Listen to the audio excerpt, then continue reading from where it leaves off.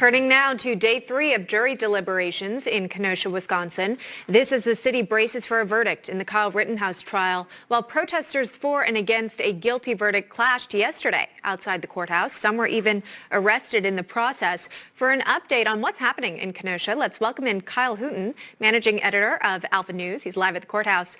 Kyle, what can you tell us about what you're seeing today? Well, what we're seeing today right behind me here is that there's a small group of protesters beginning to gather. However, things remain relatively quiet. The primary impression I have about Kenosha is that it's a normal Midwestern town that any Midwesterner like myself might feel at home in. It's very different from other cities that we've seen become political flashpoints over the last year. Minneapolis was never really safe. Portland has always been known for its riots. But this seems like a normal place full of normal people that are terrified of being put in the crosshairs of BLM or other national protest organizations should the jury not return a verdict that the coastal elites agree with. I know it's a windy and cold day in Kenosha, Wisconsin, so thank you for standing out there and reporting for us.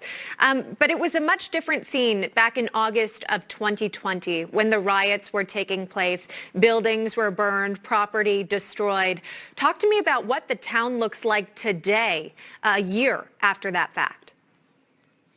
1 year later, there are still some scars from the riot that we saw last year. There's a flower shop downtown that hasn't fully repaired, and people just seem generally tense. They remember what happened. They know it could happen again. One thing that I've heard some people be slightly critical of is the relative lack of police presence. There are 2 police cars off to my right out of frame, but other than that, there's not a lot of law enforcement here in front of the courthouse. National Guard members as well. We heard they were called in the state, but not necessarily in Kenosha.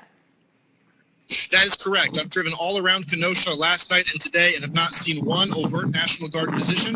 We're hearing reports that the National Guard is staged about an hour and a half drive away, about 60 miles away.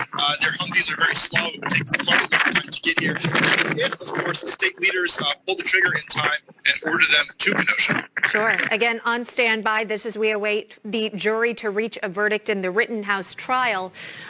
We saw several protesters behind you, some protests yesterday turning violent, or at least leading to some arrests. So we'll keep an eye on it. Kyle Hooten, thank you very much for that report. We appreciate it.